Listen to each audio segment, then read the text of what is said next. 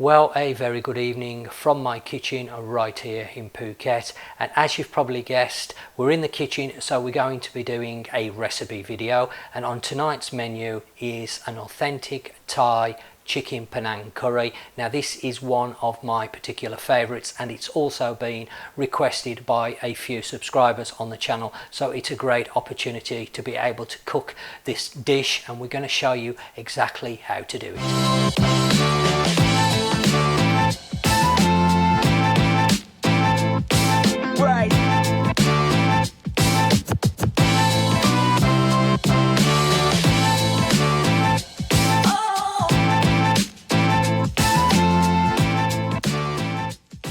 So in a moment I'm going to run through the list of ingredients you're going to need, but first I want to mention that if you want to make a different Panang curry, such as a beef one or a prawn one, all you need to do is change the meat ingredient. And the last thing I need to mention is tonight's video is one of two videos. Hopefully the next one will be coming out next week, and the reason why we're breaking it into two parts is tonight's video is the actual cooking and preparing the Panang curry, and then the next video will be showing you how to make a Panang curry paste, because of course the heart of any good curry is the curry paste. Fortunately for us over here in Thailand, we can get this very easily from the local market, but you may not be able to get the curry paste quite so easy, so we're going to show you one. It's not going to be the curry paste that we are going to be using tonight, because quite simply we buy this curry paste from our local market. There's a stall there with a lady that's been making curry paste for a very long time.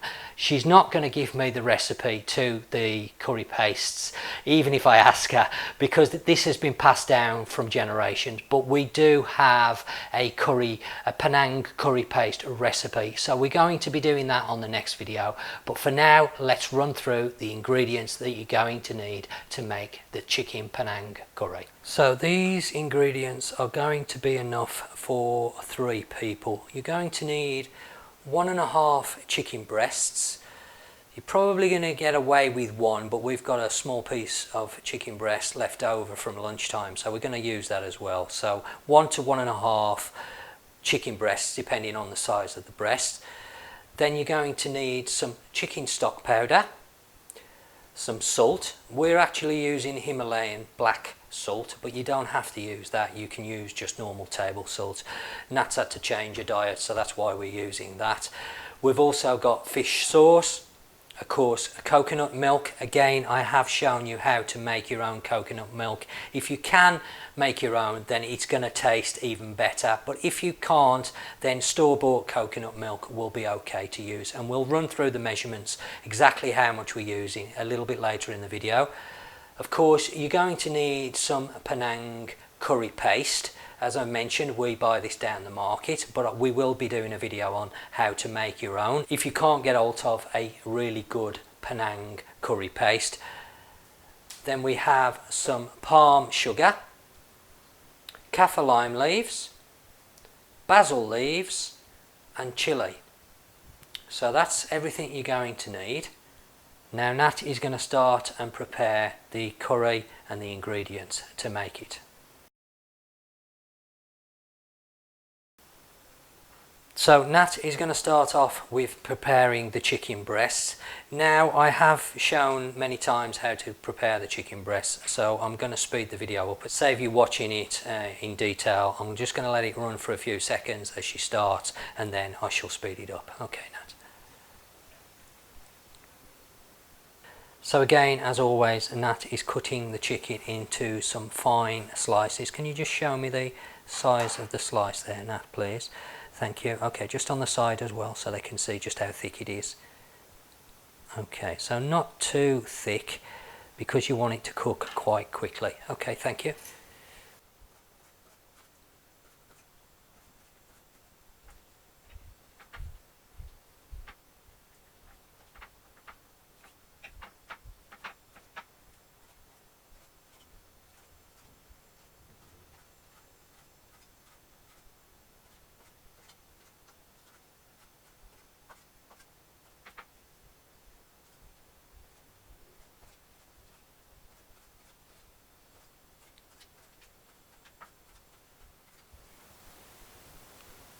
Okay, that's all the chicken breast prepared. And now what are you going to do next? The kaffir lime leaves.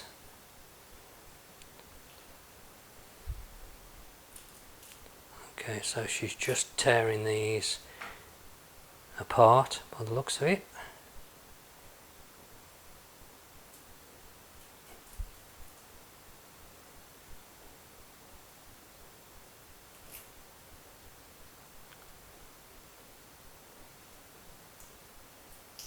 Okay, what she's actually doing is taking the centre stem, and just take that out. She's saying you can take it out or you can leave it in, it's entirely up to you. But Natty's taking hers out, and then she's going to chop them up. So she's chopping these quite fine.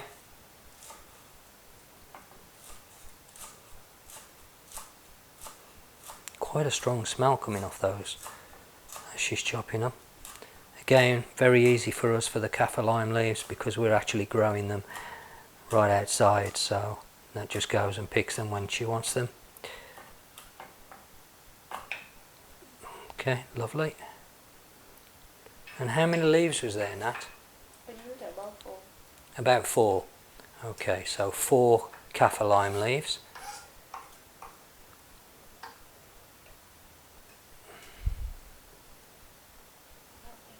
Okay, and what's your next ingredient? That's it? That's the prep done. Okay, that's all the prep done, so very, very easy. We're now going to move on to the cooking stage. Okay, Nat's going to start off cooking now. And the first thing she's going to do is put the coconut milk. She's going to measure just 1 cup of coconut milk out into, well, I suppose you call it a deep frying pan or a small wok.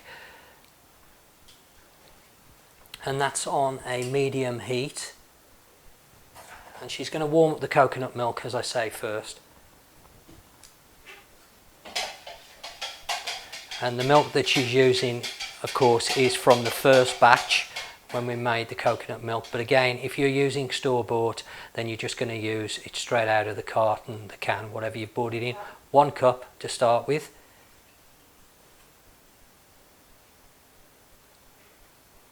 And what she's going to add to the coconut milk is 3 tablespoons of the curry paste, the Panang curry paste.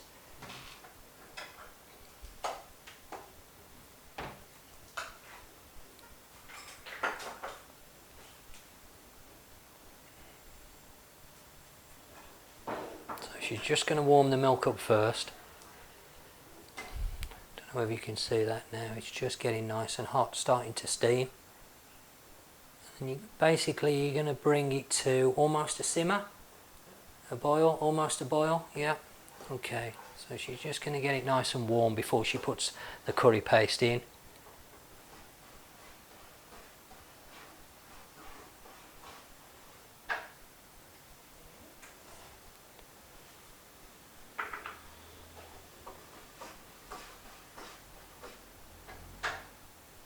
Okay, in goes 3 tablespoons of the curry paste. Now I'm not sure if she's going to add any more. She's going to put 3 in to start with and then do the taste test.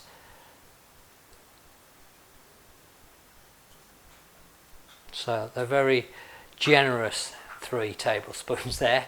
That wasn't quite level, but you get the idea. It's really, you need to put the paste in depending on your own taste, because over here the curry pastes are very spicy, so the paste that you have may not be as spicy. So if you like your curry spicy, you may need to add a little bit more than what we're putting, or vice versa.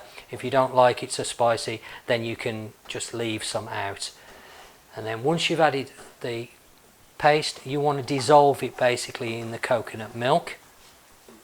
Give it a good stir around and get all that paste dissolved.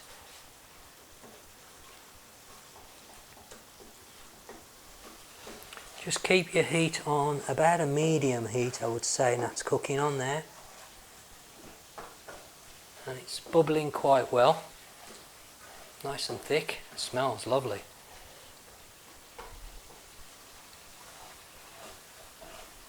The next ingredient that's going to go in is the chicken breast.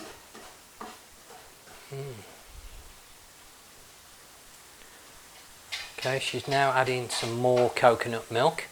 Now again, this is the coconut milk from the first batch.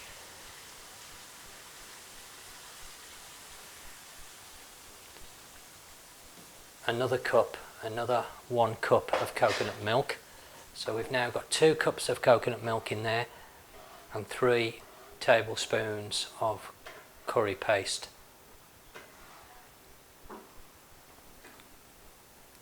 This has now been cooking for 6 minutes. So give you a rough idea of the time. Oh, it smells lovely. I think what she's doing now is making sure that the paste is well combined with the coconut milk. Are you cooking it down a little bit to thicken it up, Nat? Yeah? Is that why you're cooking it for so long before you add the chicken? Yeah. So basically she's just condensing it down a little bit to make it a little bit more thicker. And making sure all that paste is well combined. Okay, that's just 7.5 minutes that coconut milk's been cooking for, and now she is adding the chicken. All the chicken is going in there. Ooh, I wish you could smell this. Oh, it smells absolutely delicious.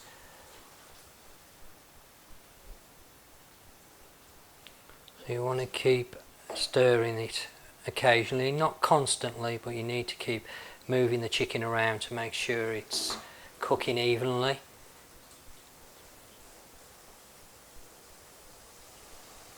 Now it is quite important not to slice your chicken too thickly, because of course that will take longer to cook once you add it into the pan in the coconut milk, and that's why Nat cuts it quite thin, not wafer thin, but it is quite thin, so it allows the chicken to cook through quite quickly. The last thing you need is big chunks of chicken in the curry, because of course they may not cook through properly. Now if you decide to make a Penang prawn version of this with prawns, of course you're going to need to adjust the timing, because prawns will cook a lot quicker than chicken, and of course beef and pork, again it may be slightly different in the time that you need to cook it for to the chicken one, but that's the only thing that you need to adjust on the recipe, is the actual cooking time of the meats. We're now just coming to the 11.5 minute mark. Okay, Nat's now putting in some chicken stock powder. That's 1 teaspoon. Just over 2 teaspoons, because she's not levelling them off, so they're generous teaspoons. And she's putting, okay, let me just have a look at that spoon, because I'll make sure what it is. Okay, that's a 1/4 teaspoon. So she's put a 1/4 teaspoon of salt. And now goes the fish sauce.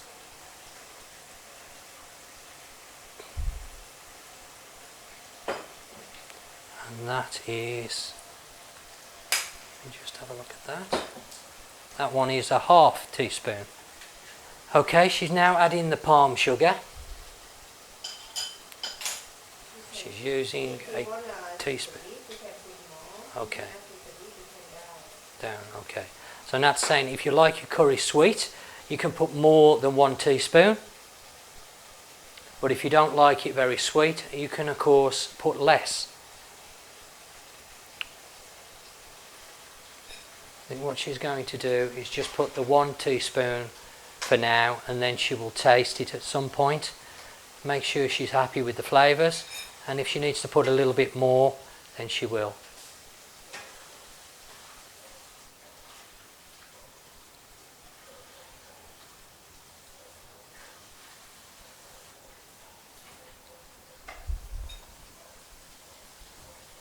You've got a tasting spoon, have you? Okay, quick taste test. Happy or not? Not happy. Okay, she's adding some more palm sugar. Yeah, okay. She's saying that Panang curry should be sweet a little bit. So she's now putting another one. So there's 2 teaspoons of palm sugar that she's put into. There's 2 teaspoons of palm sugar that she's put into the Panang curry now. I'm sure she's going to just taste it again to check it. Another quick taste test. Okay, I'm going to give it a quick taste. A little bit spicy. Oh yeah, I'm getting the spice there, but oh, very nice. Very nice. Not overly sweet. Oh, that's nice, but spicy. It's got a bit of a kick. Okay, she's now added the chilies and also the kaffir lime leaves. She's now putting the basil in as well. So basically all the rest of the ingredients she's now put in, and we are now at the just over 15 minutes on the video. Close the gas. So she's now closed the gas and we're at 15.5 minutes, and that's it, done. There you have a chicken Panang curry. Oh, beautiful. Okay, well, there you have the finished dish. Chicken Panang curry, and I'm sure you're going to agree that looks absolutely delicious. And I really can't wait to tuck into this and try it.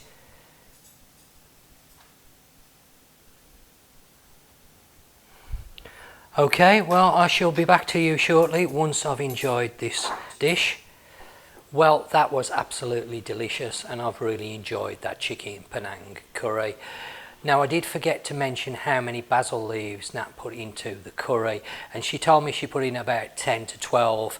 It's more for colouring in the curry sauce paste rather than for flavour, so you get that nice green effect. And also the number of chilies, she put 4 in, and again, this is for colouring, not to make the dish any more spicier.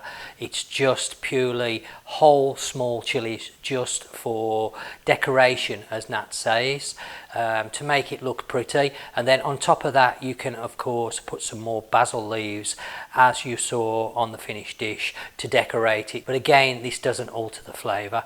Well, I hope you've enjoyed tonight's video. There will be a follow-up video to this. As I've mentioned, we're going to show you how to make a Panang curry paste, because of course that's one of the very important ingredients that goes into the dish, and I don't know whether you're going to be able to get a really good Panang curry paste by you, so we're going to do a separate short video on how to make a Panang curry. Basically, it's a red curry paste with 3 extra ingredients, but we're going to run through it on a separate video so that you can use the 2 if you want, or you can just use the 1 video showing you how to prepare and make the Panang curry if you can get a Panang curry paste that you're happy with.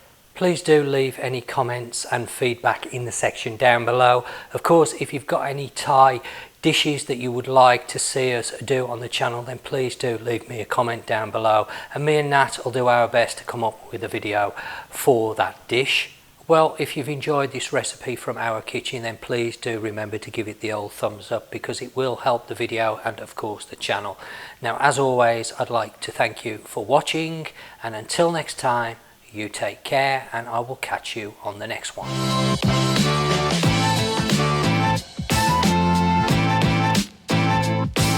Right.